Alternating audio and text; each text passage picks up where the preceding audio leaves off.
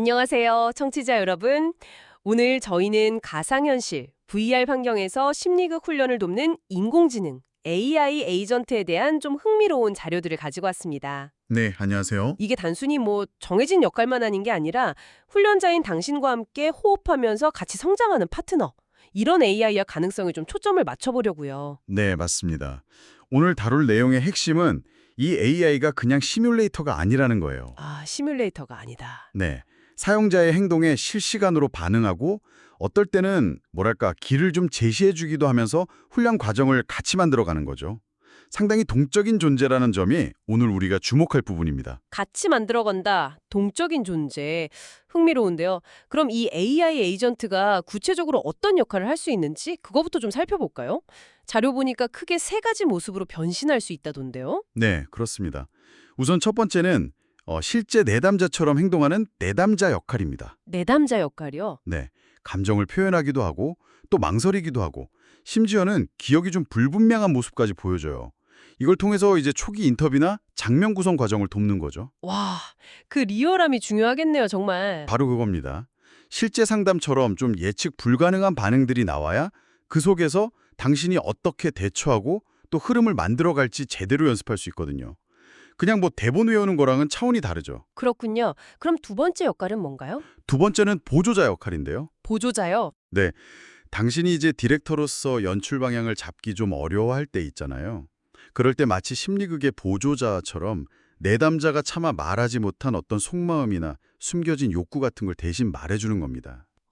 대신 말해준다. 예를 들면 어떤 식이죠? 예를 들면 사실 그때 저 좀 무시당하는 기분이 들었어요.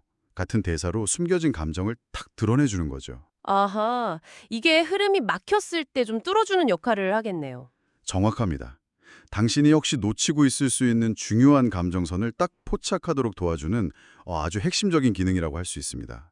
그냥 단선적인 대화에서 벗어나서 더 깊이 들어갈 수 있게 해주죠. 네. 자, 그럼 마지막 세 번째 역할은 뭔가요? 마지막은 메타 조력자 역할입니다. 메타 조력자.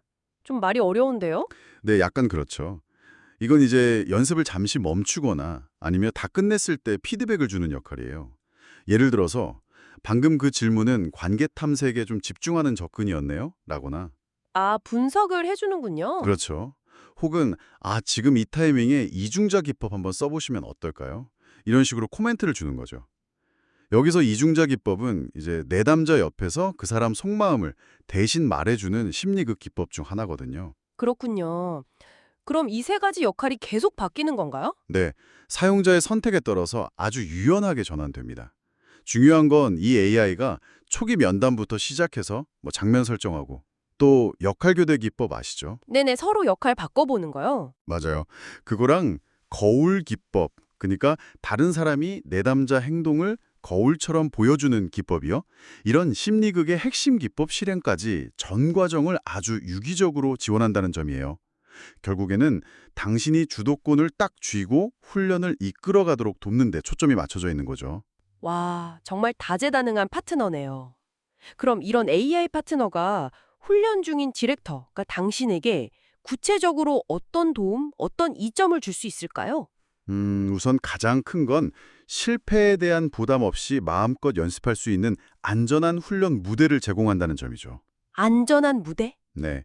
실제 사람처럼 반응하는 AI 내담자를 상대로 다양한 질문, 개입 방식, 타이밍 같은 걸 계속 반복해서 시도해 볼 수 있잖아요.